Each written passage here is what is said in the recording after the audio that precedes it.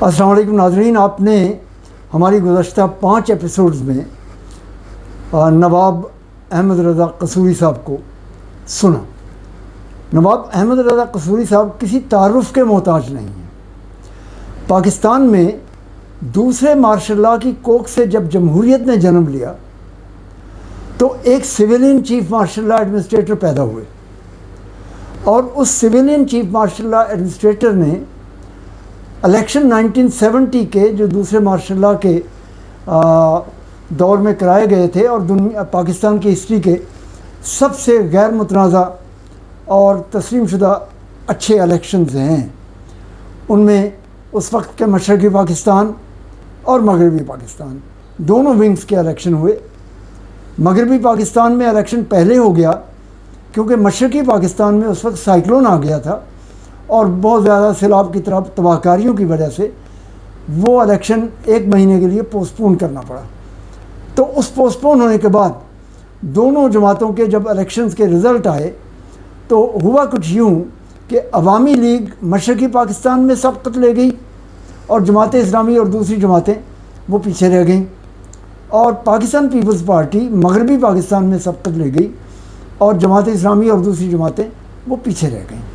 तो बड़ी दो बुनियादी तौर पे सियासी जमातें पाकिस्तान के उफ़क़ पे उभर के आईं, और दिलचस्प बात यह है कि वो दोनों नई जमातें थीं। अवामी लीग शेख मुजीबुर रहमान ने बनाई थी और पाकिस्तान पीपल्स पार्टी जुल्फ़िकार अली भुट्टो ने 1967 में बनाई थी, और इन दोनों जमातों ने अपने अपने विंग में बड़ा अच्छा काम किया और बड़ी अच्छी पब्लिक फॉलोइंग ली। उस ज़माने में पीपल्स पार्टी के साथ चलने वाले कुछ नौजवान लीडर थे।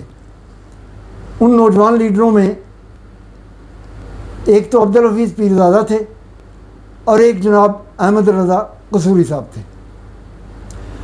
और अहमद रज़ा कसूरी साहब पीपल्स पार्टी के वो स्टांच सपोर्टर थे और वो स्टांच पॉलिटिकल एलिमेंट थे जिनको पंजाब का एक बहुत बड़ा सेगमेंट फॉलो करता था, क्योंकि उनके ख़ानदान की एक लेगेसी भी मौजूद है। लिहाजा उनको इग्नोर करना भुट्टो साहब के लिए या पाकिस्तान पीपल्स पार्टी के लिए उस ज़माने में पॉसिबल ही नहीं था। लेकिन शुमे किस्मत हुआ ये कि याहिया ख़ान ने असेंबली का इजलास ढाका में तलब कर लिया और भुट्टो साहब चाहते नहीं थे कि वो ढाका जाएं। जब उनका ख्याल ये बना कि ढाका ना जाया जाए तो उन्होंने अपनी पाकिस्तान पीपल्स पार्टी के तमाम इलेक्टेड नुमाइंदों को ये हिदायत जारी की कि कोई मुंतखब नुमाइंदा ढाका नहीं जाएगा। और बाकी जमातों के जो इक्का दुक्का MNA बने थे वो भी ज़ाहिर है, फिर पीपल्स पार्टी बहुत बड़ी जमात थी तो उन्होंने उस पर कोई ख़ास रद्द-ए-अमल जारी नहीं किया। लेकिन एक मर्द मुजाहिद उठे और उन्होंने कहा कि नहीं जनाब लीडर, मशरक़ी पाकिस्तान में ढाका में अगर पहले बेहतरीन इलेक्शन होने के बाद जो असेंबली बन रही है उसका इजलास हो जाए तो ये तो पाकिस्तान की तारीख़ के लिए बहुत अच्छा होगा और हमें जाना चाहिए। और वो थे Nawab Ahmad Raza Kasuri, MNA Pakistan Peoples Party from Kasur. तो इन्होंने वहाँ जाने के लिए अपना इंदिया दिया तो उस पर भुट्टो साहब इनके साथ थोड़े नाराज़ हुए। तो वो नाराज़गी का जो पेश ख़ैमा साबित हुआ वो ढाका का वो इजलास था जो 1970 के इलेक्शन के कॉन्सिक्वेंस में पहला इजलास था। तो भुट्टो साहब ने फिर अल्टीमेटली इनको रोका कि नहीं जाना। तो इन्होंने कहा कि नहीं, कानून और इंसाफ और आइन जो बनाने जा रहे हैं हम, उसका तकाज़ा ये है कि हम सबको जाना चाहिए। तो जब उन्होंने शिद्दत से रोका तो इन्होंने कहा कि नहीं, आप जाएं या ना जाएं, मैं तो ढाका जाऊंगा और असेंबली का इजलास अटेंड करूंगा। यहाँ से वो एक दोस्ती की सियासत दुश्मनी की सियासत में बदलती है और आसमान ने एक नए उफ़क़ को जन्म दिया। तो आज हमारे साथ हमारी खुशकिस्मती है कि नवाब अहमद रज़ा कसूरी साहब हमारे साथ तशरीफ़ रखते हैं। हम इनसे बात करेंगे कि आपने ढाका जाने का फ़ैसला अपनी क़यादत के ख़िलाफ़ क्यों किया और फिर उसके नताइज क्या हुए, और फिर हमें ले चलें कि आपके साथ उसके बाद क्या बीता। फिर हम हर डेकेड के हवाले से पाकिस्तान की तारीख़ को आज तक देखेंगे। जनाब नवाब अहमद रज़ा कसूरी साहब, आपका बहुत शुक्रिया, आपने हमें टाइम दिया, हम आपके पास आए और आप अपनी तबीयत और मिजाज के बरखिलाफ़ आपने हमें ये इज़्ज़त बख्शी। बहुत शुक्रिया आपका। आप ज़रा बताएंगे कि आपने जो इख्तलाफ उनसे किया वो किस बात पे किया और फिर उसके क्या नताइज आपको भुगतने पड़े। थैंक यू वेरी मच मुजाहिद साहब। मैं आपका मशकूर हूँ दिल की गहराइयों से कि आप एक काविश कर रहे हैं कि जो पाकिस्तान की तारीख़ जो है उसको उसके जो इम्पॉर्टेंट इवेंट्स हैं उसको इकट्ठा करने की कोशिश कर रहे हैं, जो एक बहुत ही कौमी नौइयत का एक मिशन है। क्योंकि जो कौमें अपनी तारीख़ से सीखती नहीं वो फिर ज़्यादा तरक्की नहीं कर पाती और बल्कि बहुत सारे हवादस में जो है इन्वॉल्व होकर तबाह बर्बादी के किनारे चली जाती हैं। तो ये आपका एफ़र्ट जो है ये बड़ा ख़राज तहसीन है। और ये आपने पहले 5 किस्तें मेरी रिकॉर्ड कर ली हुई हैं, आज ये 6ठी से काम शुरू हो रहा है। और ये जो है ये एक आइंदा जो तारीख़ दान जो 50 साल के बाद एक ऑब्जेक्टिव हिस्ट्री लिखेगा, क्योंकि तारीख़ वो होती है जो कि जब इवेंट्स पीछे रह जाएं और वो जो इवेंट्स में जो कैरेक्टर्स हैं वो भी इस दुनिया से चले जाएं तो फिर ऑब्जेक्टिव तारीख़ लिखी जाती है। वरना लोग अपनी मर्ज़ी के मुताबिक लोगों को पैसे देकर तारीख़ लिखवा लेते हैं। तो जो ऑब्जेक्टिव तारीख़ है वो नॉर्मली 50-60 साल के बाद लिखी जाती है। तो ये जो आपका जो काविश कर रहे हैं, ये जो इंटरव्यूज़ हैं या बाकी जो बड़े लोग आके इंटरव्यूज़ कर रहे हैं, ये एक सोर्स बन जाएंगे तारीख़ जो कि तो उस वक़्त का तारीख़दान लिखेगा। तो इसलिए मैं समझता हूँ ये बड़ी एक काबिल तारीफ़ आपकी एक काविश है। और आप कोशिश कर रहे हैं कि जो तारीख़ है वो एक ऐसे शख्स से सुनी जाए जो कि इस सारे इवेंट्स का चश्मदीद गवाह है। तो मैं फिर आपकी दिल की गहराइयों से बड़ा मशकूर हूँ कि आपने ज़हमत की और आप आए। देखिए बात यह है कि भुट्टो के जो हैं 4 बयानात जो हैं तारीख़ में बड़े इम्पॉर्टेंट हैं और उनका मैं अयादा कर दूँ ताकि आपके इंटरव्यू का तसलसल बन जाए। उसका जो पहला बयान है वो है 14 फरवरी 1971 को, और उस जो बयान का जो अपना वेन्यू है वो है हयात मोहम्मद ख़ान शेरपाव का घर पेशावर के अंदर। वहाँ प्रेस कॉन्फ्रेंस कर रहे हैं मौसूफ़, और वहाँ पर मौसूफ़ कहते हैं कि people party will not be attending the forthcoming session of the National Assembly because we would be treated as double hostages and that will be going to slaughterhouse। तो पीपल पार्टी जो आइंदा इजलास है और ढाके में वो इसलिए नहीं जाएगी कि हमें वहाँ दौरा यरगमाल रख दिया जाएगा और हम जो है जो वहाँ जो है एक तरफा वहाँ हम मैदान कत्ताल में जा रहे होंगे। तो ये उनका पहला बयान है। उनका दूसरा बयान जो है वो है 28 फरवरी 1971 और वेन्यू है इकबाल पार्क, और ये वही जगह है जहाँ 1940 में ज़ेर क़यादत कायद-ए-आज़म के लाहौर रेजोल्यूशन या जिसको पाकिस्तान रेजोल्यूशन कहा जाता है 1940 का पास हुआ। उसी जगह पर भुट्टो एक जलसा आम से ख़िताब कर रहे थे और उस जलसा आम में भुट्टो ने बांगे दहल कहा कि जो जाएगा ढाके मैं उसकी टांगें तोड़ दूँगा और जो जाएगा ढाके वो एक तरफा टिकट पर जाएगा, यानी वो बच के नहीं आएगा। सर मैं यहाँ कतकलामी करता हूँ थोड़ी सी माजरत के साथ। इस जो इकबाल पार्क में उन्होंने बयान दिया, इसका मैं आई विटनेस हूँ। अच्छा, माशाल्लाह। और मैं उनके स्टेज के बिल्कुल नीचे खड़ा था जब भुट्टो साहब खिताब कर रहे थे, तो उन्होंने मैरून कलर का या सुरमई कलर का, मुझे याद नहीं है एग्जैक्टली कलर, शलवार कमीज़ पहना हुआ था जिसे उन्होंने अवामी सूट का नाम दिया था। तो उन्होंने बाकायदा अपनी बाईं टांग उठाई और यूं करके इशारा करके टांग तोड़ने का इशारा करते हुए ये जुमला बोला था जो आपने अभी बताया। तो I am witness to that. माशाल्लाह, इस आपके जो है आपकी इस बयान से, इसको कहते हैं लॉ में कॉर्पोरेटरी शहादत, तो वो कॉर्पोरेटरी शहादत भी हो गई जी। उसी। तो तीसरा बयान जो उनका है वो है अपना 14 मार्च 1971 को, और वेन्यू है निश्तर पार्क कराची।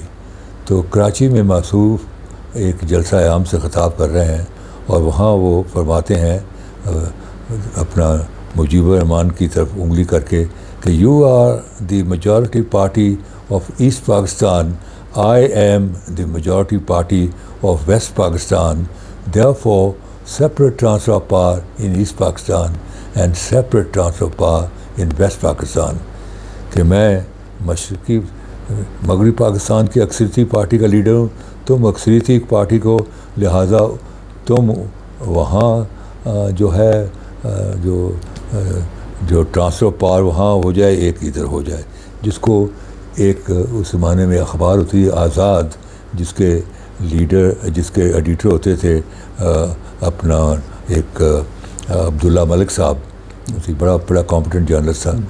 तो और अब्बास अतर की वो सुर्खी है, तो अब वो सुर्खी उसने लगाई कोई 7 कॉलम की कि इधर तुम इधर हम, जो कि आज अभी तक वो डिस्कस होती है। और पीपल पार्टी बड़ी उसे ला ताल्लुकी इख्तियार करने की कोशिश करती है, लेकिन वो उनको तारीख़ के लिहाज से वो सुर्खी उनको चिपक गई है कि इधर तुम इधर हम। तो ये उनका जो था तीसरा बयान था। चौथा बयान उनका जो है, जब 25 मार्च 1971 को अपना मिलिट्री एक्शन हुआ ढाके में याह्या खान ने ऑल पार्टीज़ कॉन्फ्रेंस बुलाई थी टू रिजॉल्व कॉन्स्टिट्यूशनल मैटर्स, और वो चंद दिन चली और तमाम पार्टीज़ के लीडर वहाँ मौजूद थे। लेकिन जब वो याह्या खान ने देखा कि ऊँट किसी करवट बैठ नहीं रहा और that conference ended into a complete failure and fiasco, तो याह्या खान ने फिर मिलिट्री एक्शन का अपना फैसला कर लिया। तो भुट्टो अभी ढाका में ही था, तो 25 तारीख को जो है मिलिट्री एक्शन हो गया अपना ढाका में। तो वो भुट्टो ने अपनी आंखों से देखा अपने जो पार्लियामेंट्री कॉन्टिनेंटल ढाका था उसकी चौथी या पाँचवीं मंजिल पर ये ठहरा हुआ था, वहाँ से उसने सारा ढाका में देखा। और याह्या खान जो थे वो खामोशी से अपना जहाज़ पकड़कर वो निकल गए वापस वेस्ट पाकिस्तान। तो ये जो शराबी होते हैं जिनकी जहाँ एक सुई अटक जाए ना, वहीं वो उसी को रिपीट करते रहते हैं। तो भुट्टो जो था वो ऊपर कॉरिडोर में मूव कर रहा था और वो मिलिट्री एक्शन देख रहा था, उसी स्पार्क बुलेट्स के निकलते हुए देख रहा था चौथी या पाँचवीं मंजिल से। तो वो लगातार लगा हुआ था कि while ship is sinking, rat has ran away. Oh, okay. Ship is sinking and rat has ran away. Rat mean Yahyia Khan. Ship is sinking, rat has ran away. Ship is sinking, rat has ran away. वो उसकी लगातार यहीं उसकी सुई फंसी थी। Anyway, next day जो था जनरल याह्या ने उनको जहाज़ दे दिया और वो वेस्ट पाकिस्तान से ईस्ट पाकिस्तान से वेस्ट पाकिस्तान आ गए। जब मासूफ का कराची एयरपोर्ट पर लैंड किया तो वहाँ वर्ल्ड प्रेस आई हुई थी। जी। और प्रेस का जो पहला ही सवाल था वो ये था कि मिस्टर भुट्टो, ये जो मिलिट्री एक्शन कल स्टार्ट हुआ है ढाका में, इसके बारे में आपका क्या रिएक्शन है? तो भुट्टो ने बड़ा थोड़ा सा सोचने के बाद कहा कि thank God Pakistan has been saved. Yes, ये फकरा बड़ा मशहूर हुआ था। He approved the military action. और उसको एज ए डेमोक्रेटिक लीडर उस दिन कहना चाहिए था कि आज पाकिस्तान के टूटने की नींव रख दी गई, बुनियाद रख दी गई कि जब आप एक मेजॉरिटी पार्टी का घन बचा कोलू कर देते हैं तो then where is the democracy. लेकिन उसने क्या कहा कि खुदा का शुक्र है पाकिस्तान बच गया। दैट मीन कि he fully supported the military action in East Pakistan. तो यहाँ ये सब कुछ हुआ। तो मैं जब ये 28 फरवरी का बयान दिया तो सेशन कॉल अप हो गया 3 मार्च 1971 को ढाका में। उस वक़्त जो थी सीट ऑफ पार्लियामेंट जो थी वो ढाका थी और सीट ऑफ गवर्नमेंट जो थी वो इस्लामाबाद थी, जैसे आज है उसी। तो हमने ढाका जाना था। तो मैं ये भी थोड़ा सा करते जाऊँ कि ढाका जाने से पहले मैं भुट्टो को मिला और मैंने कहा कि जी आप आपको लाड़काना के लोगों ने चुना है तो गो ऑन आवर बिहाफ आपको हाई कोर्ट के लिए नहीं चुना, इसी तरह मुझे कसूर के लोगों ने चुना है गो ऑन आवर बिहाफ मुझे participate give us a constitution. मुझे आप कहीं जा रहे इसी से। तो मैं आज आया हूँ तो मुझे थोड़ा समझा दें शायद मेरे में शायद अपनी जो है मेच्योरिटी शायद ड्यूटी को नहीं तो मैं आपके बयानात को इंटरप्रेट कर सकूँ। तो लोग मुझसे पूछते हैं तो मैं उनका जवाब तो देने की कोशिश करता हूँ, लेकिन जब मैं उनके साथ आई कांटेक्ट करता हूँ तो उनके मैं जो शक्लों का इश्काल देखता हूँ कि बात तो मेरी सुन रहे हैं लेकिन मेरी बात वो यकीन नहीं कर पा रहे। तो मैंने कहा मेरी रेपुटेशन है कि I am very close to you, तो मुझे कुछ थोड़ा समझा दें ताकि मैं लोगों को फिर आगे समझाने की कोशिश करूं। तो भुट्टो ने कहा कि यू डाउट माई लीडरशिप। मैंने कहा कि आप किधर चल पड़े, मैं तो आपसे सीखने आया हूँ। कहते हैं oh mister Kasore, people either believe in their leaders और they don't believe in your leaders. मैंने कहा आप बिल्कुल डिफरेंट सिमत में चलो, मैं तो आपसे सीखने आया हूँ और मुझे समझा दिए और वो समझाइए भी उस हद तक जिस हद तक मैं समझ सकूँ, क्योंकि सितारों से आगे जहाँ और भी हैं शायद उससे आगे मैं शायद ना समझ पाऊँ। तो भुट्टो ने कहा कि mister kasuri don't teach me politics, don't teach me politics, politics is nothing, वो मेज़ पर रखी, nothing but power power power. तो ये 3 दफ़ा उसने मुक्के मारे मेज़ पर। तो मैं खड़ा हो गया। तो मैंने कहा कि सर मैं तो आया था आपसे सीखने, but let me tell you I am leaving this room very confused you see, and but also I must tell you that I have decided to go to Dhaka to participate and to give a constitution इस कौम को जो कि बगैर constitution के ज़िंदा रह रही है। तो खैर वो फिर मैं 3 मार्च को कि सेशन के लिए मैं ढाका रवाना हो गया। अच्छा, वहाँ मैं ढाका रवाना हो गया तो वो सेशन 2 मार्च को पोस्टपोन हो गया। आई सी, आपके वहाँ जाने से पहले मैं पहुँच चुका था लेकिन वो पोस्टपोन हो गया। और वो हुआ भुट्टो और याया खान के मीटिंग ऑफ द माइंड से।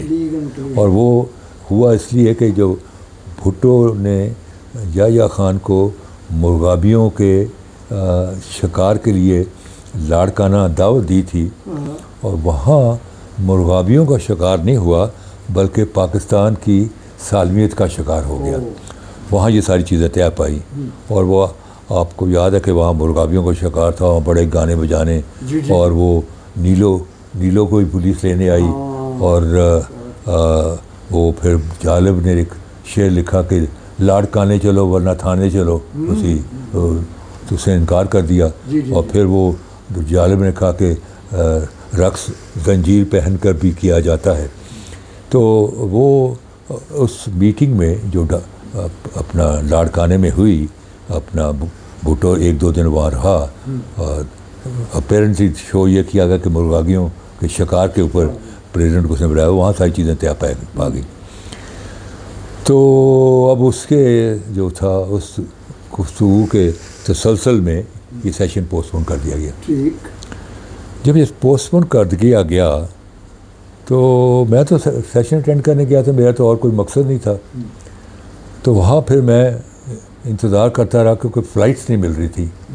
तो मैं 1-2 दिन ठहरा और जो मुझे पहली फ़्लाइट मिली उसमें मैं बैठकर बजाय लाहौर जाने के मैं कराची चला गया। और ढाके का ये आलम था कि पूरा का पूरा ढाका जो था वो मछली मार्केट बन गया। अच्छा। और हर तरफ there was nothing to be heard but staccato of machine gun, उसी एक हुल्लड़बाजी थी। तो मैंने जहाज़ पकड़ा तो मैं आ गया, कराची आ गया। अब मेरा तो दिल साफ था, मैं तो सिर्फ सेशन अटेंड करने गया था। तो मेरे में तो कोई ऐसे दिल में कोई ऐसा कोई पीपल पार्टी या भुट्टो के बारे में कोई शुबहात नहीं थे। मैं तो ठीक है, अपना फैसला उनका। तो मैं कराची गया तो मैं सेक्रेटरीट चला गया।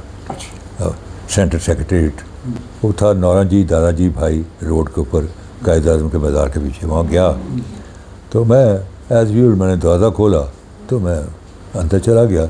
अच्छा। तो भुट्टो जो थे वो रॉकिंग चेयर पर रॉक कर रहा था। ओके। और सिगार पी रहा था, उसे वो दायरे बना रहा था स्मोक के साथ। तो वो बैठा हुआ था और कुछ 30 के लगभग लोग बैठे थे जो सारे के सारे या तो इलेक्टेड MNA थे या MPs थे, वो वहाँ बैठे हुए थे। तो मैं जब गया तो भुट्टो ने मुझे ऐसे टेढ़ी आँख से यूँ देखा। अच्छा। यूँ करके तो और बड़े सरकास्टिक अंदाज में कहा, आ गए हो? ओके। आ गए हो? हाँ। मैं कहा जी मैं गया ही कहाँ था। अच्छा। मैं तो अपने ज़मीर की आवाज़ पर असेंबली सेशन कॉल अप करने गया था, and at the call of the people of Pakistan to go on our behalf and deliberate. मैंने तो आपको भी कहा था कि आप भी चलें, लेकिन आप नहीं गए, मैं हो आया। तो मैं गया ही क्या था, मैं सेशन वहाँ नहीं हुआ तो मैं अब वापस आ गया। तो मुझे मुस्कुरा के कहने लगा, सुना कि तुम मुजीब के एजेंट बन गए हो। अरे अच्छा।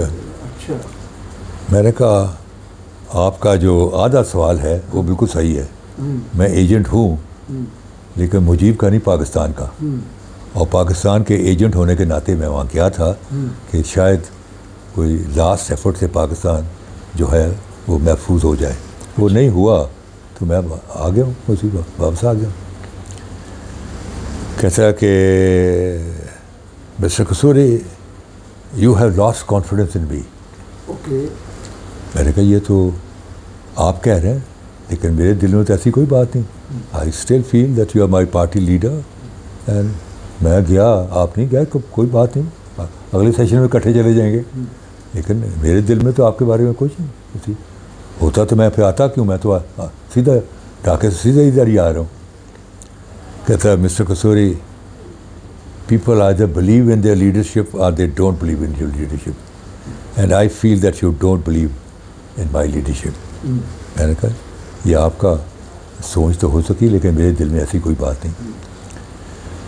कहता है all right, if you still say that you have a confidence in me, then give me your resignation from the people, from the National Assembly. I see. अच्छा, ये उन्होंने रिजाइन आपसे मांगा। मुझे इस्तीफा दे दो। अच्छा। तो उसको suddenly that question I put to me, तो मैंने थोड़ा सा उसका जवाब देने के लिए थोड़ा टाइम मुझे दरकार था। तो मैंने ऐसे यहाँ हाथ रख लिया और मैं ये स्लिट जो है ना, स्लिट से देख रहा था। तो वो एक दूसरे को आंखें मार रहे थे उसी कि फंसा लिया इसको। अच्छा। तो मैंने उसके बाद हाथ नीचे किया तो मैंने कहा कि सर अभी भी मेरे कोई वफादारी के इम्तिहान बाकी हैं। आपको याद नहीं वो मुल्तान के कासम बाग में जब आप पर गोली चढ़ी तो मैं आपके सामने खड़ा हो गया था जी। मैंने कहा हम जा रहे थे खानेवाल, तो कादरपुर जुबरामा एक छोटा सा कस्बा था, वहाँ लोग खड़े थे पीपल पार्टी का झंडा लेके। तो मैं बड़ा एक्साइटेड हो गया कि अभी पार्टी बने को हफ्ता हुआ है, तो ये छोटे छोटे इलाकों में भी पार्टी पहुंच गई है। तो एक्साइटमेंट में मैंने गाड़ी खड़ी कर ली। तो वो जो लोग थे उन्होंने मुझे घेर लिया। तो आई वॉज वेयरिंग सूट और मैंने फेल्ट हैट पहनी हुई थी, तो उन्होंने मुझे समझा कि मैं भुट्टो हूँ, अच्छा, तो उन्होंने मुझे मारना शुरू कर दिया। आई सी, अच्छा, और क्या, ओए हरामज़ादिया, अच्छा, तू भुट्टो है जी, तू बाबे अयूब का मुकाबला कर, अपनी शक्ल दे, इधर लपड़ मारे, कोई इधर लपड़ मारे। अच्छा, और मैं खामोशी से मार खाता रहा, ओके, क्योंकि भुट्टो की गाड़ी बिल्कुल मेरे पीछे आ चुकी थी, I see. वो सेकंड कार में सब पीछे आ चुकी थी। ये बात रिकॉर्ड पे अभी तक नहीं है। तो मैं अगर कहूँ कि मैं नहीं वो है, तो उन्होंने तो उसको पकड़ लेना था। तो मैं मार खाता रहा। जब उसने बैक गियर लगाया और गाड़ी कोई 100-150 गज पीछे निकल गई, सेफ एरिया में चली गई, तो फिर मैंने उनको सवाल किया, मैं कहा तुसा मैनू की समझ दे जे, तू भुट्टो है।